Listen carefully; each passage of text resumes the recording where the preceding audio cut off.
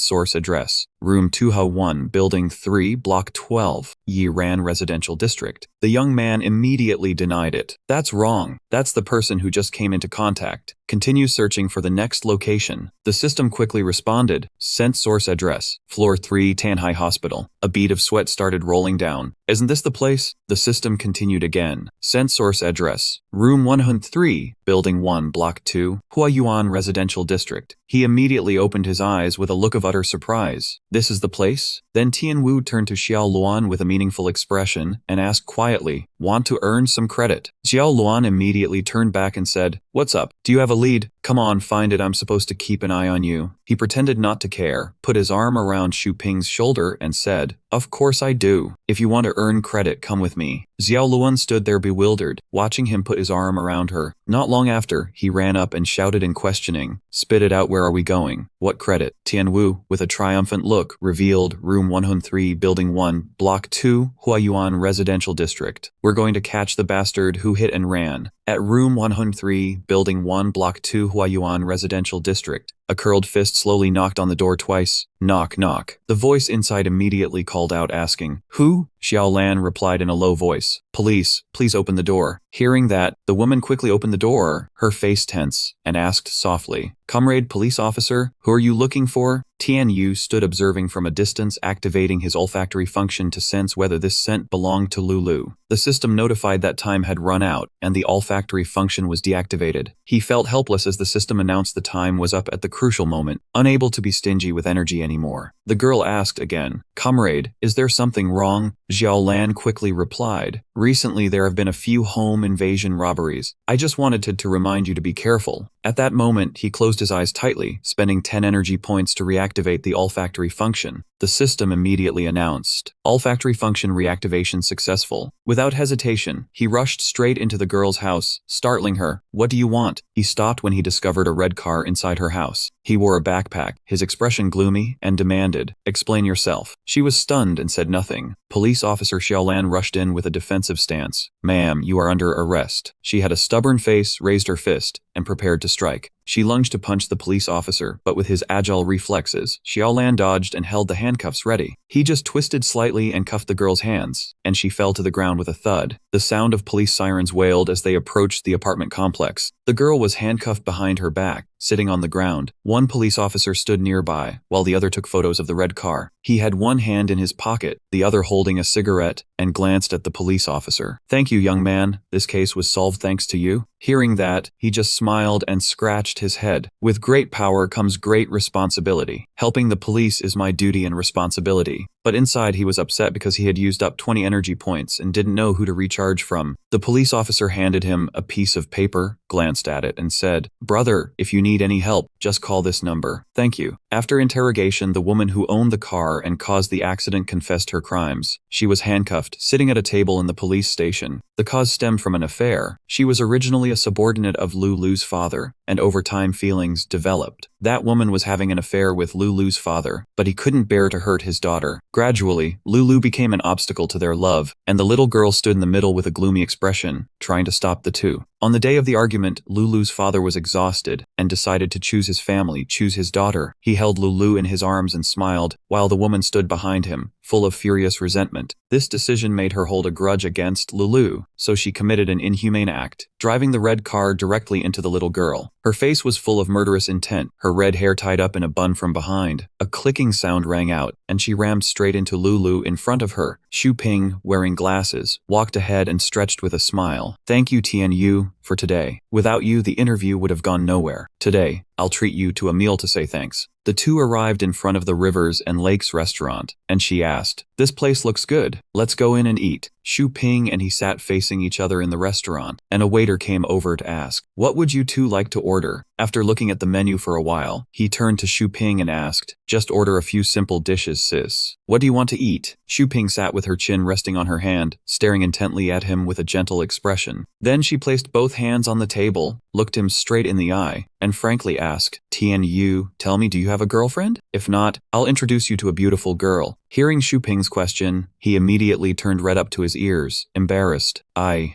don't have a girlfriend at all." Moreover, his shy expression at that moment looked very cute. He propped his hand on his face. "If I were to look for someone, it would have to be someone like you, sis." Hearing him say that, Xu Ping rubbed her hands, her face instantly flushed, and she stared at him sheepishly. She closed her eyes to calm herself down, but couldn't hide the embarrassment on her face. To break the atmosphere, she called the waiter, "Give us 2 bottles of beer." Hearing that, he grimaced, "Sis, I haven't even graduated high school yet. I'll just drink Coca-Cola." The two clinked glasses in celebration. "Here's to our successful case solving today." Xu Ping stood up, propped her hand on the table, and downed the glass of beer in one go. She finished the beer, and her face had already started to turn red. Seeing her drink so hastily, he worried. "Sis, why are you drinking so fast?" At this point, Xu Ping seemed drunk. She leaned toward him and draped her arm over his shoulder. "If you drink slowly, it's not worth it." He felt embarrassed, his face turning red. The system chimed. Perfect flawless body, A-grade quality, energy regeneration 8 points. He glanced at Xu Ping, his face still red with embarrassment. Xu Ping was now completely drunk. He helped her walk home, and along the way she sang as she walked. "On the high branch, birds sing calling me. In the midst of spring, many friends peek out, calling me to frolic in the yard." Seeing her sing, he embarrassedly shouted, "Sis, stop messing around." But she didn't listen, continued her antics, and yelled, "Bye." Then the two fell to the ground together, and a panicked scream rang out.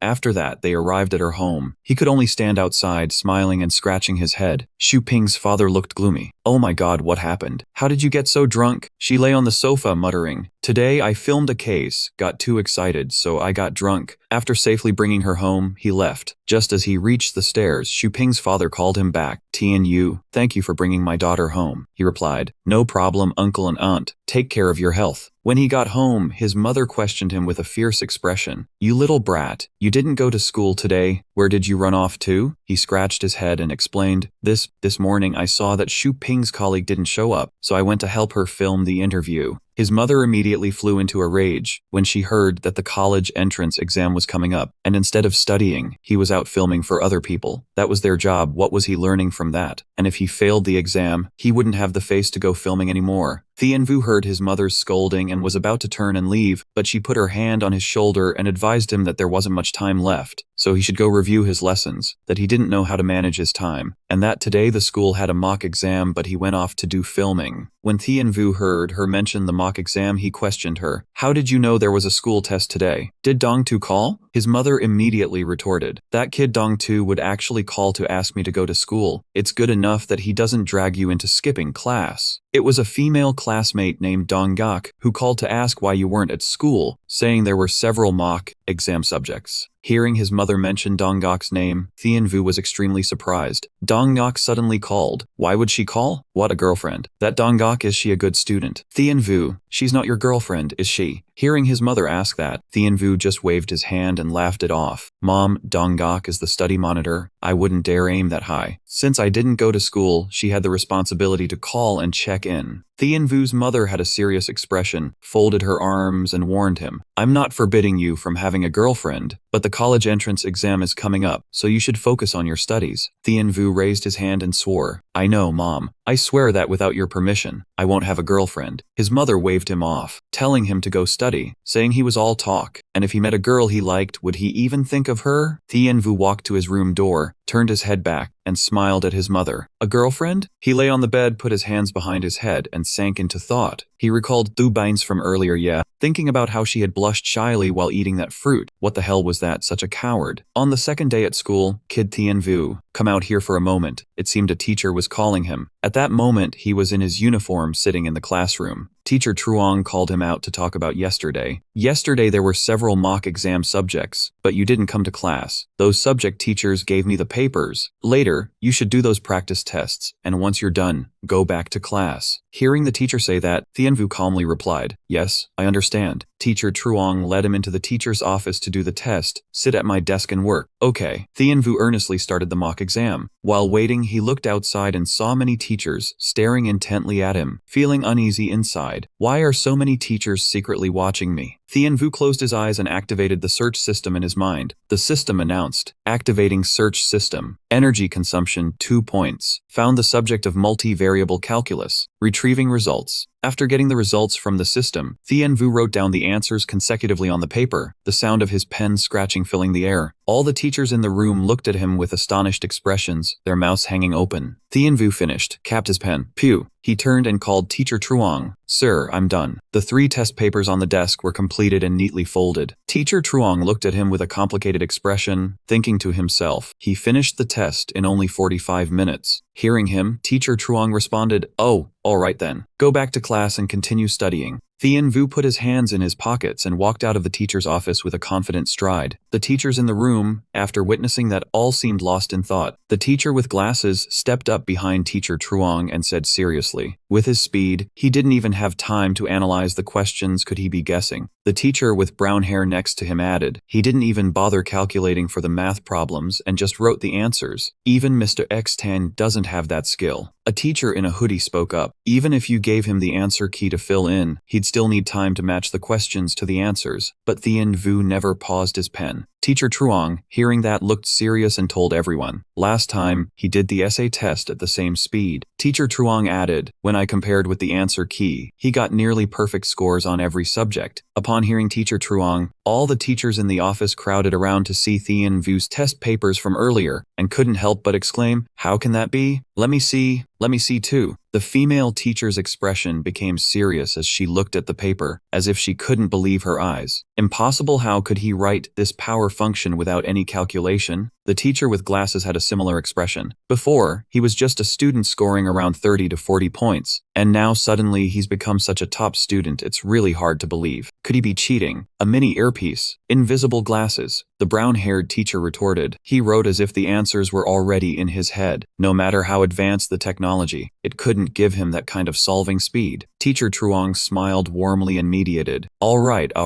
Isn't it a good thing that our school has another excellent student? What's the point of us guessing back and forth? Just know that the 12th grade is about to have a regular class student who can get into a top university." Back in the classroom, Tianvu walked in with his hands in his pockets, looking confident. One student was writing on the board. Seeing that the person at the board was Thach Tu, he wondered, Thach Tu is back to school. What's he writing on the board? Entering the classroom, Tianvu saw Thach Tu stop writing and look at him. With an angry expression, Thach Tu glared at Tianvu and growled, "Grr." Tianvu ignored him and just turned to go to his seat. Thach Tu, standing at the board, looked at him with a provocative expression. "These questions were given to me by some students from the advanced class. They're from old exam papers their teachers used, very accurate for predicting questions." Van Kwang noticed something off about Thach Tu's method and pointed it out. "Thach Tu, you know the second question is a 4-variable equation, but we've only learned how to solve 3-variable equations once." Hearing Van Kwang catch the mistake, Thach Tu looked at him with a judgmental gaze. Being able to learn one thing and understand 10 is what it means to truly master knowledge. These questions are the hardest. Scoring ones, they test how well students apply what they've learned. The girl with purple hair also found that equation difficult, so she explained, "Even if we could learn one and know 10, we're not mathematicians. Equation types not taught in the textbook won't appear on the college entrance exam." Tianvu put his hands behind his head and politely questioned Thach Tu. "Thach Tu, do you actually know how to solve this question?" The blonde girl next to him also turned to look at him. Thach Tu heard Tianvu's question and immediately retorted, "Tianvu, from the way you're talking, does that mean you know it?" Tianvu immediately stood up with a serious expression. "Since the class leader said that, let me give it a try." Thach Tu, looking irritated, challenged him, "Go ahead." Thach Tu narrowed her sharp eyes, a sinister smile spreading across her face as she thought, "This is a unique exam question with no answer online. Even if Tianvu uses advanced technology, he won't be able to solve it." Thanks to the system's support, the answer instantly appeared in his mind. The young man picked up the chalk, ready to write. The system displayed, activating search function, consuming 2 energy points. searching the subject of mathematics and analyzing results. He wrote swiftly on the board, each stroke of chalk neat and fast, covering the blackboard with precise formulas. Watching that scene, Thaktu's face clearly showed worry, and she thought, he didn't even need to think and just did it. Tianwu finished writing the answer, pointed at the board, and asked, "Look, is this solution correct?" Thaktu stepped up to the board, stood facing him, and demanded, "Tianwu, where did you get the answer to this question?" He squinted one eye, opened the other, and replied, "What are you saying? I solved it myself." With a confident expression, the young man continued, "Any other questions you don't know? Bring them out. I'll help you solve them." After solving the difficult problem, he asked again in a challenging tone, "So, anything else left?" But Thachtu still refused to acknowledge it, demanding, "Even if the answer is right, no one has learned the formula you used. Solve it using the method in the textbook." Tianwu disagreed and even taunted, "If you can't understand it, your level isn't there yet. Go home and read more books before coming here to show off." Being insulted like that and unable to do anything, Thachtu bowed her head deeply, silently holding a grudge. Just as tension peaked, the teacher appeared to break it up. "Tianwu, the college entrance exam is coming soon. Take the chance to review. Class is starting. Go back to your seat." Seeing the teacher there, Thachtu looked up at the board and introduced, "This is the exam for the advanced class. I wrote it out for everyone to see." The teacher focused his attention on the math problem in front of him, recognizing it as a question from the advanced class A. Seeing the blackboard filled with formulas, the teacher asked him, "Tianwu, did you solve this?" He didn't hide the truth and confirmed, "Yes, sir." The teacher was impressed by the unique solution. Normally, you'd have to separate the 4-variable equation into 2 variables, but you solved it directly. That takes skill. Hearing the teacher's recognition, the young man expressed gratitude. "I didn't think much when solving it. Thank you for the reminder." The teacher then told both of them to return to their seats. "Both of you go back to your seats. This period I will thoroughly explain the exam of the key school." At this moment, Tianwu heightened his vigilance, thinking to himself, "It seems not only Thachtu but also some teachers suspect me. I need to limit my use of the system." Thachtu was still racking her brains. Why did he handle the problem in a difficult way without making a mistake? The solution the teacher analyzed wasn't easy either. He couldn't have just jumped to writing the answer directly. Regardless, the undeniable truth was that she harbored deep resentment toward Tianwu. She thought, "You're just a good-for-nothing using special cheating. Do you think you'll stay free outside the law forever?" The atmosphere suddenly became heavy, tension enveloping the whole classroom. Thachtu didn't seem willing to let it go easily, so she immediately contacted a third party. "Hello, is this Lu Duck?" As soon as he picked up, the other end asked, "Who is this?" Thachtu didn't beat around the bush. "Lu Duck, it's me, Thachtu." Out of the blue, receiving a call, Lu Duck was puzzled. "Thachtu, why are you calling me?" Sure enough, just as expected, Thachtu called to ask for help with something. "Lu Duck, I want to ask you for a favor." Still bitter about the old incident with Tianwu, this time he asked me to handle a guy and teach him a lesson he'd never forget. Liudi didn't care at all, just a little money and it's done simple. He sent 5,000 yuan and the target's description to him. After hearing the price, he thought for a moment, then agreed, describing the target to Liu Di, black hair, sturdy build, named Tianwu. After school, Tianwu slowly walked out of the school gate under the evening light. There he met someone else who was also hurrying home, who reminded him, "Be careful when you go through the alley." He replied politely, "My, you be careful too." Amao and his brothers had been hiding in the alley since afternoon, waiting for him to appear. "He's here, boss." "Is that the guy?" Liu Di glanced at the description again, then gave a sly smile and confirmed, "That's right, it's him." Without wasting time, they shouldered their weapons and prepared to fight. "Brothers, let's go!" At that moment, the young man seemed to notice something was wrong. In an instant, he was blocked by the group. Not knowing them and seeing their aggressive stance, he asked, "Who are you?" Liu Di, hot-tempered, didn't want to introduce himself and shouted an order. "Less talk, hit him." He smirked smugly, raised his rod high, and got ready to swing it at the young man. Next, he leaped into the air and slammed the rod down violently to show off. Even though he was alone against all of them, Tianwu remained calm and unafraid. With his agile and flexible body, he easily dodged Liudi's attack like it was nothing. Looks like he was all talk. His skill was nothing. Soon the rod was in the young man's hands. Before Liudi could understand what happened, Tianwu punched him straight in the face. That punch was so powerful it sent Liudi flying back, unable to resist. Unsurprisingly, Liudi fell onto the steps, sprawled out, and passed out on the spot. In just a moment, the young man taught him what respect meant. After taking down Liu Di, he gripped the rod tightly, ready to deal with the rest. Amao and the others now started to feel something was off. They just stood still, not daring to charge after seeing Liu Di fall. but they couldn't stay timid forever. He shouted to Bluff, "Don't be scared. No matter how tough he is, we outnumber him. Today we'll teach him some manners." Then the three hesitated no longer and rushed to gang up on him. "Still dare to fight back? Let's go! Beat him until he's crippled." But they wouldn't be convinced until they saw the coffin. Next, Tianwu lashed his rod across their faces. The other two also got a few hits from him and couldn't get back up. In the meantime, one guy behind tried to sneak attack, but the young man noticed. Before he could block, the guy landed a painful blow on his back. Even though Tianwu had the upper hand earlier, fighting one against many like this was like throwing an egg at a stone. Outnumbered, his fight became difficult as he had to figure out how to deal with all of them. They were truly despicable, several of them ganging up on a student like him. One after another, they struck him with iron rods. By now, the young man had no strength left to punch each one. Amao saw Tian, who was about to give out, and taunted. "Aren't you supposed to be good? Why are you shrinking back now?" The joke wasn't funny. The young man's face darkened, and he said sternly, "Try saying that again." He didn't know when to quit and kept mocking. "Oh, what's the matter, blind old lady?" Then Amao swung another rod, but the young man blocked it. "Brothers, keep hitting." The monster inside Tianwu was about to awaken. He couldn't help but get angry at their bullying behavior. With all his fury, he grabbed Amao by the neck like a chicken. Even though the other two swung their rods at him at the same time, he stood firm, showing no sign of letting him go. Not only that, Tianwu unleashed a flurry of punches, landing every single one on Amao's face. In an instant, he became battered and spiritless, his eyes white as if he'd lost his soul. Indeed, you don't mess with Tianwu. Not satisfied, he kicked him in the stomach with a devastating blow to finish him. Then Amao was dropped hard to the ground, and now he met the same fate as Liu Di earlier. Despite single-handedly taking down both thugs, Tianwu was still fine, with plenty of strength left for a few more hits. "Why aren't you fighting anymore?" The three remaining thugs, seeing their brothers fall shamefully, hesitated and didn't dare charge to their deaths. All three were now cautious, unwilling to act recklessly like the other two. Tianwu was busy playing with the pipe, eager to keep fighting. "Why aren't you fighting anymore?" Since they had started the fight, he wasn't about to let them off easily. He charged at them. "Let's have some fun." Next, every one of them had to pay for their arrogant behavior. Seeing how well Tianwu fought and knowing they couldn't match him, Amao immediately turned tail and ran like he was being chased. But it wasn't that easy, as Tianwu chased closely behind him, leaped into the air, and stomped directly onto his back. The young man then delivered an incredibly impressive mid-air straight punch right to that guy's face immediately afterward. Amao couldn't just start trouble and run away without paying the price. He had to be beaten within an inch of his life to learn his lesson. Tianwu didn't want to play cat and mouse anymore, so he grabbed him by the throat and demanded, "Who told you guys to come?" Even though his life was threatened, Amao stubbornly shook his head and refused to speak. Seeing him clam up like a mute, Tianwu gave Amao several hard slaps to make him talk. "I told you to speak. Are you deaf?" Finally unable to bear it any longer, the thug revealed, "I don't know either. The boss told us to come." Not wanting this kind of thing to happen ever again, Tianwu warned them, "All of you, get the hell out of here." Not wanting to get caught up in any more trouble, the young man then added, "And don't you dare die lying around here." After teaching them a lesson, he calmly turned around and walked away without a trace of concern. At this moment, their bodies were covered in blood from head to toe, with not a single spot left unharmed. One of them clutched his injured arm and staggered over to where Liu Di was standing. The others were too exhausted to move, lying still in their spots completely unaware of what was happening around them. "Liu Di, take a look at this." He had thought this job would be easy at first, but now Liu Di was starting to truly regret it. Did that bastard give us a hot potato? The measly money he paid isn't even enough to cover the hospital bills for the brothers. That thug held his arm while worrying about their fate and reputation. "Liu Di, all of us got beaten by a single guy. If word gets out in the underworld, we'll never be able to show our faces again." Liu Di was a vengeful man, so he would naturally take his revenge on Tianwu one day soon. "We can't let this slide. Whatever he did to us, we'll pay him back tenfold." After that, he went over to check on Amao and the others to see how they were doing. "Go check on that bastard's wounds." "Amao, how are you holding up?" At this moment, Amao slowly opened his eyes and showed Liu Di his mouth full of missing teeth. "Liu Di, all my teeth are gone." When he saw his underlings beaten so badly, he couldn't help but boil with rage. "Tianwu, if you're alive, then I might as well be dead." Not willing to let this matter fade into the past, Liu Di immediately went to find Sa Liang. Let's go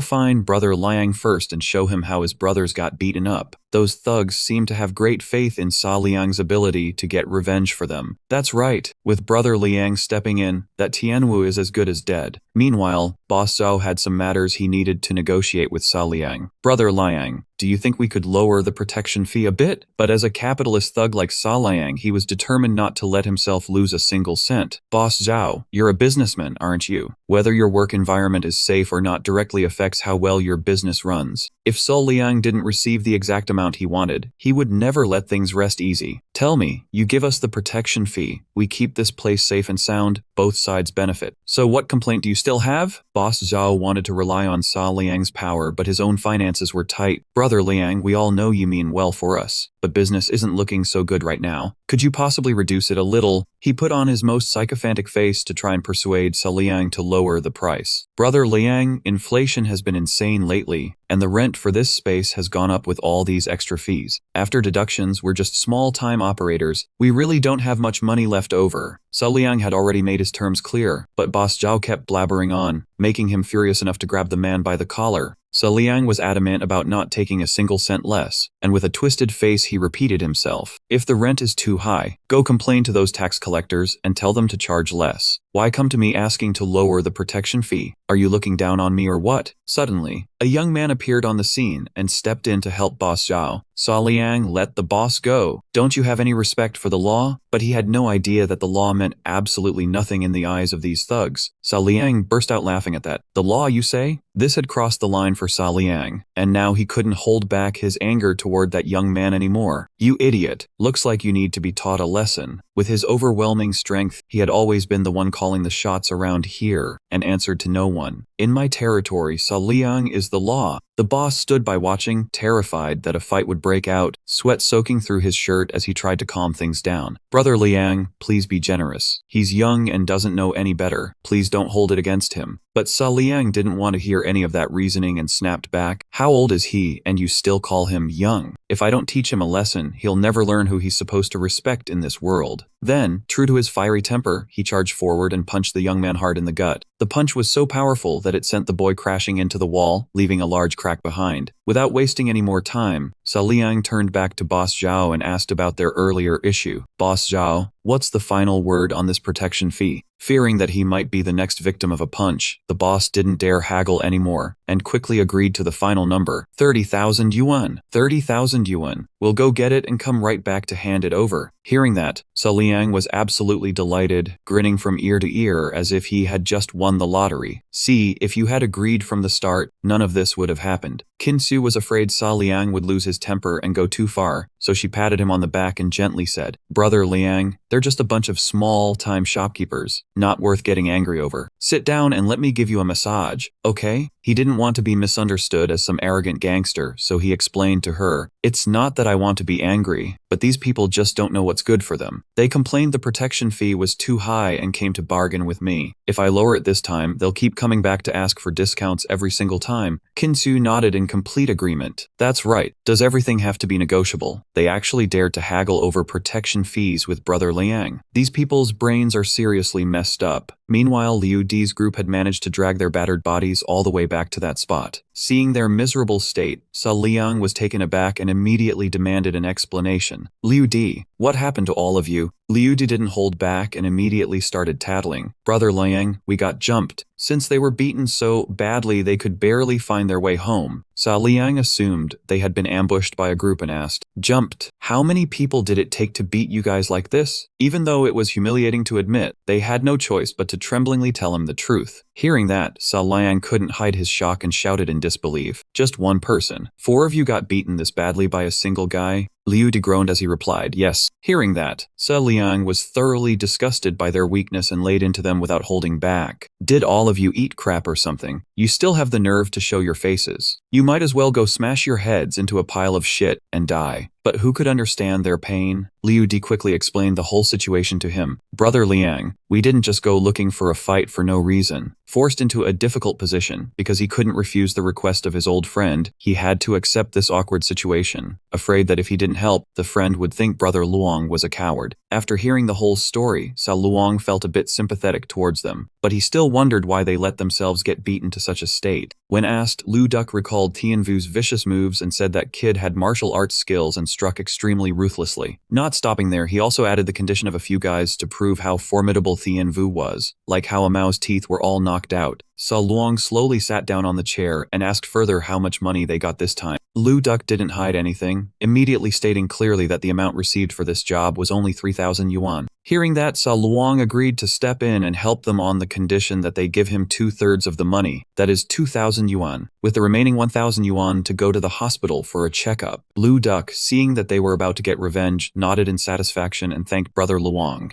To avoid hitting the wrong person, Sa Luang asked about the identity of that brat, what his name was. How could Lu Duck forget the name of the person who had beaten him to such a state? He immediately said, without missing a word, Thien Vu. As soon as Tan Tiat heard that name, she felt it sounded familiar and blurted out, Thien Vu? Seeing her strange expression, Sa Luang turned to ask if she knew Thien Vu. And sure enough, she confirmed that not only did she know him, but she was also his desk mate. Nevertheless, Tan Tiat had no goodwill towards him, so she crossed her arms with a displeased look and said, that guy acts arrogantly everywhere he goes, and he even laid his hands on me. Brother Luang, you have to teach him a good lesson. Hearing that, Sa Luang's blood boiled, and he couldn't stand it, thinking to himself, damn it, that milk-snouted brat dares to seduce girls? Taking the chance to tattle, Tan Tiat even dragged Dong Gok into it. And there's also that little girlfriend of Thien Vu, Dong Gok. The two of them teamed up to bully me all the time. Every time he heard mention of girls, Sa Luang's eyes lit up like car headlights, and he immediately turned to ask if Dong Gok was pretty. Tan Tuat replied sarcastically, she's the school beauty, but she's still a bit inferior to me. Truly a case of a born womanizer that never died. Hearing that, he was already eager to help the beauty into his home. Then I'll take that little girl in too. You don't mind, do you, sweetheart? Tan Tuat naturally had no objections. She just needed him to take care of them. Fine, as long as Brother Luang teaches them a lesson, I'll accept anything. After the fierce brawl with Lu Duck, Thien Vu slowly dragged his exhausted body home. Passing by a house, he looked at his scratched face in the mirror and showed worry. Silently praying to Buddha, the young man didn't know how to face his family. Oh no, how can I explain to my dad with a bruised face? Suddenly, Thu Bin appeared from behind him and called his name. Because she appeared so suddenly, Thien Vu jumped in surprise and turned to ask, Sister Thu Bin, why are you here? Thu Bin looked at him with a fond expression and replied, I went out to buy some stuff, and happened to pass by here. It seemed she had noticed something unusual, so she leaned her face close to him. Looking at the scratches on his face, Thu Bin immediately understood. You got into another fight with someone? Taking the chance, she teased him a bit. Face all bruised, you don't know how to explain to uncle and aunt when you get home, right? Without clear intention, Thu Bin grabbed Thien Vu's hand. Let's go. He panicked for a moment, not knowing where he was being dragged, and anxiously asked back, Sister Thu Bin, where are we going? It turned out she was taking him to her house to take care of him. Come to my place, I'll apply medicine for you. Seeing the house empty, he asked, where are your parents? Thu Bin didn't hide anything. My second cousin's daughter got married, so they went back to the hometown. Thien Vu, seeing that no one was home, gently sat down on the long sofa in the living room. Looking around and seeing no one else besides them, he wondered a bit. So now in the house, it's just me and Sister Thu Bin? While waiting, Thu Bin brought over a bottle of disinfectant to treat the wound temporarily. Let's disinfect the wound with alcohol first. Then without warning, she gently held his cheek, causing him to momentarily freeze up. Thu Bin slowly applied medicine to the scratched skin on Thien Vu's face. He sat still, motionless, and then she placed her hand on his chest. Her next words made the young man blush deeply. You have them on your body too, right? Take it off and let me see. In an instant, without waiting for his reply, she directly pulled up his shirt, causing him to exclaim, Sister Thu Bin. In this private moment with just the two of them, Thu Bin couldn't restrain herself and gently moved closer to him. And then what was meant to happen happened. The two exchanged a passionate kiss, blending together in the space. Perfect host body without blemish, quality level 55, regeneration energy 30 points. Space and time seemed to freeze at this moment. They embraced each other tightly, unwilling to let go. Suddenly, the romantic moment was disrupted by a click sound coming from behind Thien Vu's back. The wound from the fight hadn't fully healed yet, and now it throbbed painfully. Thu Bin saw the young man grimace as if he had eaten a chili pepper, so she showed concern. What's wrong, Thien Vu? To ease her worry, he quickly reassured her, it's nothing, just touch the wound on my back. Hearing that, Thu Bin felt the wound was not simple, so she demanded, is it serious? Turn around quickly and let me take a look. When she pulled up his shirt, Thien Wu's back, covered in a crisscross of scratches, was revealed to her eyes. Seeing that, Xu Bing grew anxious and couldn't stay seated. Oh heavens, do you need to go to the hospital? What if it affects your daily life? Although he was in excruciating pain, this young man still tried to act okay. I used to get injuries like this all the time from martial arts training. To relieve his pain, Shubing took out a jar of massage oil. This is the only kind we have at home. I brought it back. It's really effective for bruises from falls. This time she didn't stammer, her tone more decisive. Take off your shirt. Let me rub it on for you. Tianwu didn't hesitate, taking off his shirt to reveal his chiseled six-pack abs. Shubing applied the oil to her hands, then slowly massaged his back. Grieved by this, she warned him, "From now on, restrain yourself and don't start fights. If you get into another fight, I'll tell your uncle." Yes. Seeing the oil had stained his shirt, Shubing said, "You've got oil on your shirt. You need to go change now." She stepped into the inner room to change clothes. Yes. Recalling how the kiss was interrupted by his injuries, this young man lamented. It's true that neither life nor death hurts, but this moment really stings. Suddenly, Shubing's phone rang, seeming to be an important call. Tianwu noticed the caller ID, editor Bai Xiao, from the TV station. Must be something urgent. To make sure she didn't miss the call, he took the phone and knocked on her door. "Shubing, there's a phone call for you." The door opened a crack, but Shubing was changing clothes inside at that moment. She thought Tianwu was trying to peek and yelled, "What are you doing? Didn't I say I was changing clothes?" Embarrassed, this young man stammered an explanation. "Sorry, it's editor Bai's call, must be urgent." Suddenly, there was a sound at the front door, as if someone had just come home. Hearing the door close, Shubing hurriedly told him to hide. "That must be my dad. Quick, hide in the wardrobe." Forced to stand inside the closet, he still didn't get it. "We didn't do anything wrong. Why do we have to hide? Don't make a noise." She had no time to explain, slamming the closet door shut. "If Dad misunderstands, even jumping into the Yellow River won't clear my name." Shubing's father, with his keen ears, sensed something off. "Is there someone else at home? I heard you talking to someone." She covered it up. "Oh, you're back, Dad? I was just talking to Editor Bai." He still suspected. "Why does the whole room smell like ointment?" Shubing quickly fabricated a story. "I got mosquito bites and applied some ointment, but I accidentally spilled it on myself. See, Dad, I need to change clothes. If you don't have anything else, I'm going to bed now. I have an interview at the station at 5 a.m. tomorrow." Her father just said, "You're grown but still as clumsy as a child. Go to bed early." He slammed the door shut and left. Shubing let out a sigh of relief, sitting down on the mattress. "Come out, I've locked the door." In the room, only the two of them remained face to face. Tianwu gazed at her with eyes full of adoration, and Shubing returned a shy, loving look. Since her father was back, he had to be careful. "Wait until your dad falls asleep, then I'll sneak out." Though a bit nervous, this young man had to accept yes. When night fell and Shubing's father appeared to have fallen asleep, Tianwu finally dared to step out the door. He hurriedly tiptoed out, still not having put his shirt on. After making it out of the house safely, he sighed in relief. And again, nothing happened. The next day, he went to school as usual, with nothing changed. Tianwu looked better after a night of rest and being cared for. Shizi stood outside the classroom, hiding in a corner, staring intently at him to observe. He was puzzled. Why is Tianwu so calm? I spent thousands of yuan to hire people to beat him up. To get answers, Shizi called Liu Di. Liu Di. Why is Tianwu completely fine? Didn't you guys say you'd handle him yesterday? Liu Di snapped. What's all the noise? Why are you rushing? Are you in a hurry to be reincarnated? Even though his gang lost the fight, to save face he lied. We didn't strike last night. My boss personally took care of it for you. You're being too pushy. Shizi quickly apologized. Sorry, Liu Di, I was just too impatient. The conversation was accidentally overheard by Qin Xu, class monitor. So it turns out you want to teach Tianwu a lesson? Caught red-handed, Shizi still pretended to be clueless. "Qinchu, what are you saying?" She didn't mind revealing. "It seems you don't know, but I am Saliang's girlfriend." He thought she would expose him, but it turned out they were common enemies. "I don't like Tianwu either. The two of us are on the same side. In the same boat," she revealed. "They'll intercept him at the school gate as usual. Don't worry, this time we'll show Tianwu what respect means." Shizi grunted noncommittally, not knowing what else to say. At that moment, a classmate came invite Dong Yu. "Dong Yu, let's go out for lunch." She didn't refuse, nodding, "Let's go." As the two of them passed by Tianwu, he immediately asked Dong Ok, "Where are you guys going?" Facing this young man, the girl felt a bit shy, but still answered calmly, "Tianwu, we're going out to eat." Hearing that, the young man didn't hold them back any longer. "All right then, you two go ahead. I have some things to do." With his scholarly appearance and dazzling aura, Tianwu captivated that female classmate completely. Dong Ok, don't you think Tianwu is so handsome and so charismatic too? How did I never notice him before? Of course Dong Ok thought so too. She just wasn't comfortable saying it. Handsome? Really? I never noticed. But her face, red as a tomato, gave her away to the friend across from her. Oh, really? If you didn't notice, then why is your face so red? You look like a monkey's butt. Whatever Dong-gok was thinking was written all over her face, but she still denied it. No way, don't talk nonsense. Meanwhile, Salung's underlings were already waiting in a corner, ready to ambush Tianvu as soon as he came out. Has he come out yet? Not yet. Looks like we won't get to see him this afternoon. At that moment, their attention shifted to Dong-gok. Brother Sun An, look over there, isn't that the girl Salung told us to bring back? So besides their main target, Tianvu, they also had their eyes on this girl. That's right, it's her. After Dong-gok got into trouble because of them, the classmate who was with her earlier ran to seek help from the young man. Tianvu, something terrible happened? Seeing her running in a panic as if someone was chasing her, he asked, Vian Vian, what's wrong? She then blurted out a shocking piece of news with a horrified expression. Dong-gok has been taken by someone. Upon hearing this bad news, Tianvu's face tightened, and he clenched his teeth in tension. What did you say? Dong-gok was... But there was no time for hesitation, so he mustered all his strength and rushed to her location as fast as he could. However, when Tianvu arrived at the empty lot with the trees, there was no sign of anyone. Where is everyone? Suddenly, in that critical moment, his phone rang. Tianvu answered immediately, even though he didn't know who was on the other end. Hello? And as expected, it was none other than Salung. Hello, Tianvu. He had indeed kidnapped Dong-gok with a purpose to force Tianvu to show up personally. Your girlfriend is in my hands. Do you have the guts to come save her? If not, I'll take good care of her for you. Hearing this, Tianvu knew Salung meant no good, so he urgently asked for his identity. Who are you? Why did you take Dong-gok? But Salung didn't bother to say much about himself. He simply gave a small demand. If you want her back, come to the small grove east of the school. As soon as he finished speaking, he hung up, leaving Tianvu standing frozen in place, unsure of what to do. A heavy internal struggle raged within him between different options. Damn it, this is clearly a trap. Should I bring some people along or call the police? No, if I stall too long, Dong-gok might end up. Since they're targeting me, I'll go. Dong-gok has nothing to do with this. I can't let her get dragged into it. To ensure everything went smoothly and she stayed safe, Tianvu went to the grove as instructed. Are you the ones who kidnapped Dong-gok? I'm Tianvu, and I came alone as promised. Let her go right now. However, Salung, with his wicked and despicable heart, changed his mind at the last second. You little brat, I was planning to do that, but now I've changed my mind. You're staying, and that girl is staying too. Tianvu quickly glanced at their numbers and felt a pang of worry. There were over a dozen in front of him. This was going to be trouble. And as if that wasn't enough, Lu Duk and his gang also showed up. Are those the guys from yesterday's fight? The ones I beat up badly? Are they gathering now to get revenge? But how did they know about Dong-gok? Hot-tempered and impatient, they didn't hesitate any longer and charged at him. Let's go! Each one was carrying a weapon on their shoulder. It looked like this fight would be tough for Tianvu. 1 against 10, even a mouse would go lame. Now he was alone, unarmed, and had to defend himself. There was no other choice. All he could do was fight. Even though Tianvu was outnumbered, he couldn't just sit back and let them bully him. Still not fully recovered from the last brawl, he now had to face those iron rods once again. But this young man wasn't afraid of any of them. He punched them until they were completely battered. Salung, seeing Tianvu's blazing fighting spirit, had to admit, Tianvu, you've got some skill, but how long can you hold out against so many people? He wasn't wrong when Tianvu couldn't attack and had to defend against their attacks, coming from all directions. Because he was fighting the whole group alone, Tianvu sometimes couldn't dodge their blows in time. Still, no matter what, he absolutely refused to surrender to Salung. At that moment, the cowardly Lu Duk took the chance to strike his leg directly, and then Tianvu got hit in the stomach with a rod by one of them. In an instant, he was subdued and collapsed to the ground. Salung grabbed Tianvu by the hair and lifted his head, then taunted him. Tianvu, that's all you've got. And then the worst happened. Salung immediately threw a heavy punch right at his face. Blood gushed from Tianvu's nose. He seemed to be beaten to the point of losing consciousness. But in that life and death moment, the system notification panel appeared. Would you like to activate the power enhancement feature? Strength will be doubled, costing 4 energy points, lasting for 10 minutes. Hearing such a sweet deal, Tianvu immediately agreed. Yes, without a doubt. No more joking around. Tianvu was serious now, and he decided to stir things up, no longer afraid of anyone. If you've got any more tricks up your sleeve, use them all now. Hurry up! One of them raised his rod in front of Tianvu's face and bluffed. You're about to die, and you still run your mouth. But before he could even touch a single hair on his head, Tien Vu stopped him. Facing Sa Luang, Tien Vu didn't hesitate. He threw a punch that sent him flying into the air. His anger peaked as he channeled all his internal energy to bend the steel rod. No doubt about it, you couldn't mess with this young man. In an instant, the rod was twisted beyond use. Then he tossed the broken rod behind him and continued walking forward. Witnessing the young man's extraordinary endurance and terrifying strength, the rest of them began to panic. Even Sa Luang couldn't believe his own eyes when he saw him bend a steel. But Lu Duck's group still didn't learn their lesson and rushed in with their rods. This time the young man didn't let them act recklessly. He sent each of them flying more than 10 meters with a single punch. Sa Luang never expected him to take on the whole group alone. He started feeling intimidated. Is this really a human being? The look in his eyes as he stared at Sa Luang was now full of murderous intent. Afraid he might be the next target, Sa Luang threw away all pride, turned tail, and ran, thinking that fighting a monster like him was pointless. But once they touched Dong Gok, this young man wouldn't let them off. He had to pay the price. Without another word, he charged forward like a god of war. Yet in front of him now, there was only an empty patch of grass. Suddenly, a white car shot out. It seemed Sa Luang wanted to cause trouble for him. He sat behind the wheel, intending to ram right into the young man in a split second. But the young man wasn't going to die that easily. He poured all his strength into his arms. With one powerful push forward, the sturdy car instantly crumpled and turned into a heap of scrap metal. Now Sa Luang couldn't escape. His neck was firmly in the young man's grip. The thing he cared about most at that moment was Dong Gok. Where is she? I'm asking you. He didn't dare argue and quickly confessed. She's in the trunk. Upon hearing that, he threw Sa Luang aside without mercy. Without wasting any time, the young man ran straight to find her. Finally, he found Dong Gok. All his efforts had been worth it. After settling everything, he reassured her. Don't worry, it's okay now. Sunset fell and everything returned to normal. The time boosting his strength had ended. Not wanting to drag her into more trouble, he said, you go back first. They probably haven't gone far. I still have a score to settle with them. Right after that, she slowly grabbed his hand. The system announced 1 point of energy regeneration. Dong Gok couldn't bear to leave him alone and said emotionally, don't go. Faced with her pleading, the young man didn't know what to say. He just sighed. Seemed like that was enough for today. He decided not to pursue them and agreed to go with her. Let's head back. Escorted by him, the two returned to school safely, but someone was lurking, watching them. To avoid any unwanted trouble, he advised, be more careful from now on. If you leave school, go with friends. At that moment, another person was hiding behind the wall, eavesdropping, clearly not planning to let them go. When the whole class saw him bring Dong Gok back safely, everyone was amazed. He actually rescued Dong Gok. I wish I had a boyfriend like that. Stop talking. The teacher's here. It turned out the person hiding behind the wall earlier was head teacher Tan. When the two tried to enter the classroom, he stopped them. You students, stop right there. Seeing Tien Vu, who had suddenly achieved top scores, head teacher Tan hesitated. Tien Vu suddenly ranked first, and Dong Gok still in the top. Don't want to punish, but losing face if I don't. I'll just go easy. Head teacher Tan didn't care about what happened earlier. He focused only on what he'd just seen. Tien Vu, hugging like that in broad daylight, what kind of behavior is that? The school forbids dating. The punishment won't be light. The young man didn't want to be misunderstood and quickly explained, teacher, you misunderstood. We're not dating, she's injured. Hearing that, head teacher Tan panicked. Injured? Hurry, take her to the infirmary. But right after that, he picked her up again, making the teacher's eyes narrow. Kid, don't you move. Before head teacher Tan could scold further, the two were already gone. They sure ran fast. Seeing the students gathered around to eavesdrop, he dismissed them. School's over, what are you still doing here? Go home. The nurse on duty, Xu Kana, wasn't there. Oh no, she's having dinner now, nobody's in the infirmary. So the young man handled it himself. Dong Gok, sit on the bed and let me treat your wound. Seeing his confidence, she wondered, Tien Vu, do you also medicine? While searching for medicine, he said, I used to practice martial arts, so I have experience with wounds. I was looking for Yun and Baiyao, but there's medicated oil here, this works even better. Since he'd tried it before, he knew well. Back when I got injured training, I applied this stuff. It heats up for a while, and the wound heals much faster. At that moment, head teacher Ton, still annoyed, recounted the matter to teacher Trung Ong. Isn't it ridiculous? He followed Dong Gok and disappeared like smoke before I could ask how she got hurt. Students say Tien Vu fought some thugs on the street. Should we go there and ask for details? Meanwhile, DNGI overheard the conversation and worriedly asked head teacher Ton, what did you say? Tien Vu is hurt. How is he now? Head teacher Ton saw her and informed, oh DNGI, I don't know how Dong Gok got hurt, but Tien Vu carried her to the infirmary. Teacher Tren and I were just figuring things out. Hearing that, DNGI volunteered to go instead. Let me go. I have an evening study session anyway, so I don't need to rush home. Tien Vu and Dong Gok are rare, precious students, and I'm very worried about them. Teacher Trung saw that and didn't linger, handing the task to her. Then I'll leave it to you, my wife is waiting for me to come home for dinner. Teacher Tren also agreed. entrusting it to Dianjai. Shortly after, Dianjai headed to the infirmary to visit them, but before entering, she peeked inside to see what was happening. Tianwu, be gentle. The whispers inside made Dianjai blush with embarrassment. Don't move, it'll be done soon. Then, unable to stand it, she flung open the door and demanded, Tianwu, what are you two doing? But inside, nothing serious was happening, he was just bandaging her. Miss Dianjai, we were just… Then, to cover up, She questioned them about the incident. What did you two do? How did Donggok get hurt? Tianwu didn't go into detail, just made up a neutral excuse. She accidentally fell, ma'am. But Dianjai knew he was lying and easily called him out. Stand up straight, the way you look says you're lying. I'm not. Suddenly, Dianjai put her hand on Tianwu's shirt, surprising him. Without a word, she pulled up his shirt to expose everything. Still denying, look at all these injuries. Donggok sat behind him, her face as red as a tomato, too shy to speak. Sit down, I'll help treat your wounds. Tianwu sat down with his bare back, wondering why he had been stripped of his clothes like this. Meanwhile, Dianjai was soaking a cotton ball with medicine, ready to apply it to him. But with a woman's eye, she noticed something off. I seem different today. Then Dianjai gently applied medicine to each of Tianwu's wounds. He didn't dare move even a little, just sat still and let her do her work. After a while, everything was back in order. All done, get up, Tianwu. It seemed Dianjai's touch was so soothing that he, exhausted, fell asleep without realizing. He's asleep, looks like he's really tired. After all that had happened, Tianwu enjoyed a peaceful sleep in the classroom. But the next second he woke up with a start, looking utterly confused. The young man didn't understand why he was the only one left in the classroom late at night. Why am I sleeping here? Didn't anyone wake me up? He didn't stay long, quickly put on his coat and headed home. It was dark and a bit chilly, but before he got far, a very familiar figure appeared before him. That person was… What a coincidence, he ran into Thu Bing on his way home. Sister Thu Bing? Tianwu just got out of school? Because the sexy dress she was wearing tonight, he couldn't hide his admiring gaze. What are you looking at? Tianwu wasn't shy and immediately complimented her. Just curious, you're all dressed up so nicely. Where are you going? Hearing that, she was pleased and brushed her hair aside. As long as I look good, that's what matters. Faced with Thu Bing's cute and gentle appearance, he was completely captivated, smitten to the point of losing himself. Since she had other matters, she didn't keep him any longer. Alright, you go home. My friend is coming to pick me up soon. Then, curious, Tianwu asked, Sister Thu Bing, is your friend male or female? Hearing that, Thu Bing asked back, why? He then gave a reason that couldn't be any more convincing. I'm your little brother, so I have to look out for you. You're dressed so sexy, I need to see if the man picking you up is qualified to be my brother-in-law. But what Thu Bing noticed was his comment about her outfit. Sexy, huh? Hearing that, she didn't scold him for looking, just gave a bright smile. Since teacher Tianwu has taken the trouble to notice, she also wants to ask his opinion. How do I look? Do you like it? Of course the young man liked it, but he was shy and stammered out a response with a startled look. Well, I like it. But after a bit of back and forth, he suddenly remembered an answer he hadn't received. You still haven't answered my question, have you? Seeing Thu Bing acting so evasively, a doubt rose in his mind. Do you already have a boyfriend? Thu Bing didn't want to explain at length and wanted him to see for himself. That person is almost here, watch and you'll know. Just as she said that, the person arrived. The next second, a red Ferrari drove up in front of them. Seeing it, Thu Bing looked very excited. Oh, they're here? But the first thing that caught Tianwu's eye was this person's extravagance, a Ferrari. The car window slowly rolled down and the person inside gradually revealed themselves. He thought it was some rich young man coming to pick up Thu Bing for a date, but it turned out to be Lam Tae, the school's top student. Sorry to keep you waiting, Sis. When he saw the short-haired older girl before him, he finally breathed a sigh of relief. She's a girl. At that moment, she also noticed the handsome young man beside Thu Bing. Senior, who is this? She didn't hide anything and took the chance to introduce him. This is my younger brother, Tianwu. When he saw two girls walking together late at night, he couldn't help worrying and immediately asked why they were out in the middle of the night in a city full of thugs like this. Instead of listening, Lan Shi invited him into the car, teasing that if her little brother was scared, he could hop in and she'd drive him around for a spin. After thinking it over, Tianwu still accepted because he was worried about her. The fact that Sister Shuping was out this late made him unable to feel at ease. Decision made, he climbed into the car without hesitation, saying, All right, I want to try what it's like to sit in a Ferrari. Xu Ping was a bit embarrassed, but Lan Xi was perfectly relaxed and didn't care about the small details, even teasing Tian Wu that he looked like a kid and should hurry up and buckle his seatbelt for departure. Without making them wait long, she immediately stomped on the gas and took off. Sure enough, the Ferrari shot forward in an instant at a terrifying speed. Tian Wu was in a nice car for the first time, so he was flustered and yelled, "Wait, but I haven't fastened my seatbelt yet." He never expected to be in the car of a skilled driver who kept spinning the steering wheel. The sharp turns made him scream inside the car, "Don't drive so fast." Lan Xi naturally didn't slow down, she just zoomed off into the wind. Finally, after a wild ride through every nook and cranny, the wheels stopped exactly where they needed to be. The two older sisters were totally calm as if nothing had happened, while Tian Wu was about to throw up. "We're here, get out, little brother." The stop was a meetup spot for real rich kids with countless supercars of all kinds in the lot. Tian Wu took a look around and couldn't help admiring so many luxury cars. At this point, he felt a bit nervous and quietly turned to ask Xu Ping where exactly this place was. She looked toward a young rich kid in the distance and introduced him as Chen Yun Ding, the son of a wealthy family from the west side of town. A spoiled second generation who loved racing, had won many professional races, and this was the city he had recommended in an open competition. The reason they could enter this private venue was thanks to Lan Xi, because reporters usually weren't allowed into rich people's hangouts, and through her connections with sister Lan Xi, she got the chance for an interview. The organizer of the race that Xu Ping had just mentioned also appeared, greeting Lan Xi. "Welcome, Miss Lan Xi. Glad you could come." As soon as they met, she asked about the race situation. "How's Chen Yunding today?" Chen Yunding, however, noticed Xu Ping's presence and asked who this young lady was. Lan Xi didn't want him to have any bad intentions, so she stepped in front and boldly introduced her. "This is my senior Xu Ping. I told you about her yesterday. She's a journalist, so drop your refined act. Don't get her attention, or she'll roast you alive." Hearing that, Chen Yunding began to show interest in Xu Ping, asking, "Oh, a journalist, huh?" Thinking money could buy anything, he touched her without asking permission and said, 30,000, I'll treat you tonight. How about it?" That scene caught Tian Wu's eye and he couldn't help getting angry. Tian Wu couldn't stand by and watch her be treated like that, so he rushed over, pulled his hand away and shouted, "Get your dirty hands off her. Say that again if you dare." A few black-suited bodyguards immediately came to block both sides, asking, "Where did this brat come from? Are you messing with me?" Xu Ping was afraid of provoking him, so she stepped forward to apologize. "I'm sorry, Mr. Chen. This is my little brother." Chen Yunding didn't apologize, but instead looked down on them, telling Lan Xi, "Don't just drag any poor people to my racing track from now on. The race is about to start, and this is really bad luck. A master meets a challenge." Lan Xi wasn't one to back down. She shot back, "What's with calling me Lan Xi? That's disgusting. Since when are we that close?" He still shamelessly uttered crude words, saying, "I've been chasing you for a long time. Can't you feel my feelings? Besides, your old man already arranged the marriage proposal, and he accepted me." Even though it was arranged, Lan Xi had zero fondness for him and replied, "If he accepted, then marry him." "What era is this? Still being so old-fashioned. I can't accept your playboy ways. I hope you find someone else." Chen Yunding was stubborn, saying, "Lan Xi, give up. As long as you don't find a boyfriend, I'll keep pursuing you." She was tough and wouldn't let some rich brat bully her. Thinking that Chen Yunding was messing with her, she decided, if that's the case, seeing that he thought she had no boyfriend and that's why he acted like that, Lan Xi concluded, "All I need is a boyfriend. Who says I don't have one? I do have a boyfriend." Unexpectedly, she grabbed Tian Wu on the spot, ignoring his completely clueless expression, and declared, "He's my boyfriend." Chen Yunding laughed mockingly as if he'd snorted laughing gas, saying, "If you dragged some rich guy, I'd believe you, but dragging this broke bastard? No one buys that." Tian Wu stood still, saying nothing, because he never expected to be dragged into such an awkward situation. Lan Xi said, "Don't believe me? Then watch this." Once the arrow was shot, she had to follow through. She turned and kissed him on the cheek, leaving him frozen for 5 seconds. On Chen Yunding's side, his eyes blazed like fireflies, unable to believe the scene before him. Even Xu Ping, standing nearby, had her eyes wide and mouth agape, utterly shocked. To keep things from getting out of hand and being exposed, she asked him to cooperate and play along with her. Tian Wu thought about this situation for a moment. Then he unexpectedly coordinated perfectly with Lan Xi, confirming the relationship. "That's right, this Tian Wu is indeed Lan Xi's secret boyfriend. We've been dating for a year." The truth was clear, but Chen Yunding still stubbornly insisted. "How can you live with that broke bastard?" She didn't yield, countering, "I like young guys. Got a problem? If you've got the guts, get younger yourself." Then the two turned to face each other, ready for a passionate kiss. This prosthetic body was flawless, level 55 with regenerative energy points. Although Tian Wu was a bit reluctant, it was beneficial. Even though he found it nauseating, acting like this increased his energy a lot. Chen Yunding flew into a rage when his woman was snatched by a poor guy right before his eyes, saying, "Tian Wu, how dare you steal my woman? If you've got guts, race me and we'll settle this once and for all." Tianyu had never been afraid of anyone, so naturally he didn't hesitate to accept the challenge. Come on then, who cares? Lanixi was impressed by his reckless spirit, so she handed him the car keys and said, "You've got guts to accept Chen Yunding's challenge. I'll lend you my Ferrari. Go crush that brat." At that moment, seeing Xu Ping's misunderstanding, both of them quickly explained. It turned out they had a prior relationship, they weren't sisters at all, just putting on an act to get rid of that scoundrel. Then he clutched the car keys tightly, determined to show Chen Yunding what a real party was. "Oh yeah, let's go, crush that bastard's hopes completely." However, in the midst of his extreme excitement, he suddenly remembered something important. Who would have thought, while his fighting spirit was boiling, he actually didn't know how to drive? "I forgot something extremely important. I can't drive." Since he had already accepted the challenge, he had no choice but to climb into the driver's seat and get ready. At this moment, he was driving a yellow supercar that looked pretty flashy. On the other side, he was still fumbling in the Ferrari Landsea had lent him, not mentally ready yet. Everyone's eyes were on the upcoming race. What is Tianyu doing? The flag's already been waved, why hasn't he started? It seemed he was really about to lose. Right before the race, he still didn't know how to operate the car. Oh no, which button starts the engine? Time waits for no one. The next second, the flag was waved, signaling the start of the race. Chen Yunding, sitting in his beloved yellow supercar, shot forward, leaving him still fumbling in the car. The people around saw his car standing still without moving and were extremely puzzled. Tianyu's car hasn't started yet. What's wrong with it? Unable to find a solution, he tore at his hair in panic. That's it. This time I'll have to bury my head in the ground to save face. Plus, according to the rules, the loser has to give the winner 20,000. Where am I going to get that money now? But in that critical moment, the system suddenly appeared like a fairy godmother. Do you want to activate the driving skill? Duration 30 minutes, energy cost 5 points. He quickly activated the universal system. Finally, when they heard the roar of his engine, everyone thought it was too late. Tianyu has started but is more than 10 car lengths behind Chen Yunding. This race has no suspense anymore. Lan Shi stood above, her heart burning with anxiety. Oh no, he's being left this far behind. Does he even know how to drive? Chen Yunding saw he was far ahead and felt smug. This kid is too amateur, driving like a snail. Thinking he has the win secured, he doesn't need to push hard, just drive casually. On the other side, after starting the engine, he used all his strength to catch up to his opponent. And indeed, heaven helps those who help themselves. Now his car and Chen Yunding's were only a small distance apart. Chen Yunding hadn't expected him to be so close. He's caught up. How is that possible? His steering skill is amazing. Even though he was being pressed, Chen Yunding remained calm due to his arrogance. Looks like I underestimated you, kid. But when we hit the next curve, you won't get a chance to show off anymore. Now Chen Yunding didn't dare to be careless. He had to really focus. He pulled the steering wheel closer, showing just how determined he was. However, in order not to embarrass Lanxi and Xu Ping, he was determined to defeat Chen Yunding. Thanks to the system's help from someone who couldn't drive, he suddenly became a true racer. All the stats appeared before his eyes, and he just needed to follow the system's movements. If that was the case, then this race was a piece of cake for him. How could driving be so enjoyable? Chen Yunding looked over and saw him right beside him, starting to sweat. No way, how can I be beaten by an amateur? Even though he knew he was about to break the rules, with his vile nature, he still went ahead. Then I have no choice but to use that method. Kid, you forced me! Having raced at this place many times, Chen Yunding was very familiar with the terrain, knowing there was a convex mirror ahead. To blind him, he turned on the car's headlights. Unable to win fairly, Chen Yunding used this dirty trick. The strong light will disorient him for a few seconds. No matter what, he was determined to win, even if it meant breaking the rules. You're done, give up, kid. However, with an infinite IQ, he knew exactly what trick Chen Yunding was pulling, so he closed his eyes. And then, the cheers from the crowd made Chen Yunding realize Tianyu has overtaken him. His face turned pale when he heard that. What? How can he see the road? But he didn't know that behind him, he had a benefactor helping. Trying to ambush me. Just follow the system's displayed moves. I can drive even with my eyes closed. Truly, Chen Yunding was still too green. The ultimate winner was him. The winner is Tianyu. Both Xu Ping and Lanxi were proud of him. Tianyu, you scared me. I thought you didn't know how to drive. That's right, how are you so amazing? When Chen Yunding suffered a humiliating defeat, he looked his way with murderous intent. Tianyu, Lanxi reminded him of the rules, demanding he hand over the cash. Chen Yunding, according to the rules, give him the 20,000. Seeing that arguing now would do no good, Chen Yunding accepted. Fine, just 20,000, I admit defeat. Then he took a wad of cash and handed it to him. Take it. He reached out to take the money, stunned by the huge amount. This is the first time I've held so much cash. Is this the world of the rich? They can gamble with such a large sum? Although he accepted the loss, Chen Yunding was still bitter. Tianyu, from today you are my rival. Whether it's women or honor, I'll personally take them back from you. Seeing him throw a huge stack of money at him, he got furious. Hey Tianyu, are you even listening to me? Seeing Chen Yunding about to explode with rage, the bodyguard comforted him. Chief Chen, he was just lucky. Why get so angry at him? Tianwu skillfully soothed Chen Yunding's anger, but that ungrateful fool didn't appreciate it. Chen Zong, you don't need to waste your time on her. But the very next second, Chen Ying's immense ambition was laid bare. What do you understand? The Lam family's entire enterprise rests on Lan Xi being the only daughter. If I win her over, I'll control everything. Then I'll prove to my father who truly deserves to inherit the Chen family. Even though the 20 grand was won by Tian Wu, he voluntarily handed it all over to Lan Qi's sister Shi. I won this 20,000 for you. He gave her the entire sum without holding back a single cent. But Lan Qi refused, only smiling warmly and saying, you won this money, so you should keep it. Hearing that he could keep that enormous sum, he stood frozen in disbelief. I keep it. But this is 20 grand. That's an incredible amount, isn't it? Lan Qi naturally wouldn't take his money. She placed her hand on the stack and reassured him. That's right, I told you to keep it. I don't mind a few measly coins. Holding such a large amount for the first time, Tian Wu felt a bit at a loss. 20,000, what now? Should I hand it over to my folks or just spend it myself? Suddenly, while he was still lost in thought about what to do, she called out to him. Tian Wu. Hearing her sudden call, he jumped in surprise. What's wrong, sister? Unexpectedly, she came up with a tricky request. Chen Yunding probably isn't in the mood to compete anymore. Can you take us out for some fresh air? Because his driving skill buff had expired, he quickly made an excuse. Take you guys for a ride? No can do. I don't have a license. I can't drive in the city. Xu Ping also stepped in to back Tianwu up so he could go home. Lan Qi, Tianwu and I are both tired today. Let's call it a night. We'll hang out together another time. Though a bit reluctant, Lan Qi sighed and agreed. If you say so, senior sister, then fine. She seemed to have developed a fondness for Tianwu and wanted another chance to hang out, but next time she'd have to bring her little brother along too. After a refreshing evening with them, Lan hopped into her car and headed home. The three said their farewells. Senior sister and Tianwu travel safely. Lan Qi, you head back early too. Stay safe on the road. After that, to make sure Xu Ping was safe, Tianwu walked her all the way to her doorstep. However, what troubled him most was Xu Ping's silence. So much had happened today, but from the street all the way inside, she didn't utter a single word, as if she was preoccupied with something. To break the icy silence, he eagerly chimed in. Hey sis, I made a huge chunk of money today. How about we go for a midnight snack? But Xu Ping didn't think twice and directly refused. No need, Tianwu. I'm a bit tired today. I just want to go home and sleep. Give that money to your mom and dad to buy something. Noticing her indifferent attitude towards him, he couldn't take it anymore. Sister. Tianwu quickly strode forward and took hold of Xu Ping's hand. The moment they touched, the system notified him that energy had regenerated by 1 point. Surprised by his sudden action, she asked, Tianwu, what are you doing? He had been wondering about this for a while, and now he finally had the courage to ask. Xu Ping, you're jealous of me and Lan Qi, aren't you? Though her flustered face gave her away, Xu Ping still denied it. What are you talking about? It's fine if you act all cute and lively. Besides, you were only pretending, so how could I be jealous? Then, wanting to pour out his feelings, Tianwu held Xu Ping's hand firmly. Listen, sure, Sister Lan Xi is pretty and wealthy, but your worries are completely unfounded. Then, gazing at Xu Ping with adoring eyes, he confessed, 'Cause I like you. Tianwu's words struck a chord in Xu Ping's young heart, and she turned to him with her cheeks flushed like a ripe tomato. Tianwu was just as flustered as she was, but since he had made the first move, he was understandably more awkward. To reassure her that his feelings were real, he added, I like a girl like you. Back at the Lam family home, Lan Xi had finally made it back. Since she had come home so late, she didn't dare stride in confidently. Instead, she crept in on tiptoe. Lan Xi peered around to make sure the coast was clear before she slipped into her room. As the saying goes, the older the ginger, the spicier. No matter how sneaky she was, she couldn't get past Grandpa Lam's sharp eyes. Since she had already been caught, Lan Xi turned around and asked casually, Grandpa, you're still awake? The old man's grim, expressionless face told Lan Xi she was in deep trouble. I was already asleep, but someone's racket woke me up. Though she perfectly understood who her grandfather was referring to, she still pretended to be as innocent as a deer. Who's that bold enough to disturb your sleep? Tell me and I'll go teach them a lesson. Seeing how shameless Lan Xi was, Grandpa shot her a death glare and said flatly, It's you. Apparently this wasn't the first time she had come home late, so Lan Xi just scratched her head and gave a cheeky grin. Really? She didn't expect Chen Yunding to snitch about the race so fast. Now even Grandpa was grilling her. You little rascal, Chen Yunding called to tattle on you. Spill it. Who is this Tianwu? Since when have you been hanging out with him? To stop her grandfather from mistaking the earlier Hollywood drama for reality, Lan Xi quickly explained, No, Grandpa, you misunderstood. Tianwu and I really have nothing going on. But after hearing that, Grandpa took it in an even worse direction. Really nothing. Are you testing Chen Yunding's feelings? Even though she wanted to argue, Grandpa started sobbing with joy. Our little Ashixi finally understands. She's learning to follow Grandpa's wishes. Oh, Grandpa,